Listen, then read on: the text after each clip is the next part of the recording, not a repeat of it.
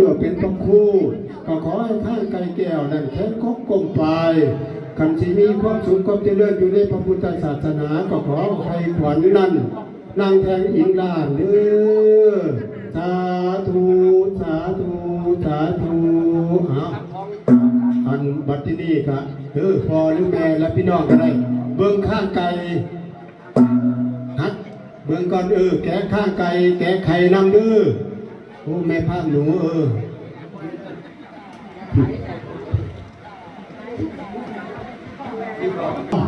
พอเนาะไปนั่งผิดไปนั่งขอนไปนั่งที่นั่งคล้องผิดของคนเป็นสี่พอแม่ไปเห็นมากไก่เล็กไปเป็นมหาบุญเลี้ยกันเลี้ยงบวชเป็นผู้ละคู่ที่เราว่าคือว่ามันถือเลิก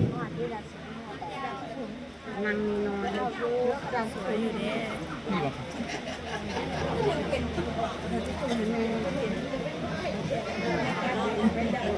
มันคือสิ่งที่นั่งก็คือกันไหนอยู่อันนั้นคือที่อยู่อันนั้นก้มอยู่อันนี้คือตัวต้มมันเป็นเกลือจริงใครว่าใครเกลือหลักก็ออกจากอันนี้แล้วมันพวกเราก็เผาไปเลยเราเผาเราลาข้างไกลเราก็ถึงกี่หน้าเราลาไม่ได้รู้เอามามีเบิ้งไห้ครับคนท่าลาเราลาน้ำผึ้งนอกข้างตาคุยแจ้งโ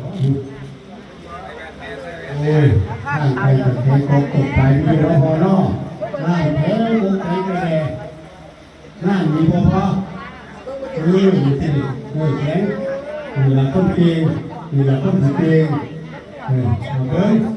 อันนี้คุณโยนี่เขาเป็นการเป็นล้อโอ้แทน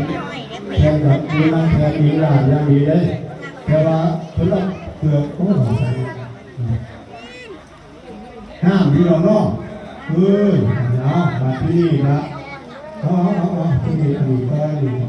เราจะถูกแขนให้พ่อป้าผูกก้อนใครข้างในเนี่ย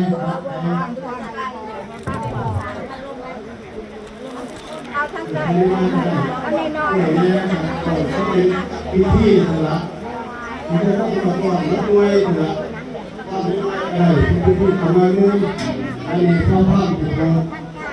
แขนในลูกน้องเราจะใส่ถึงไม่รอด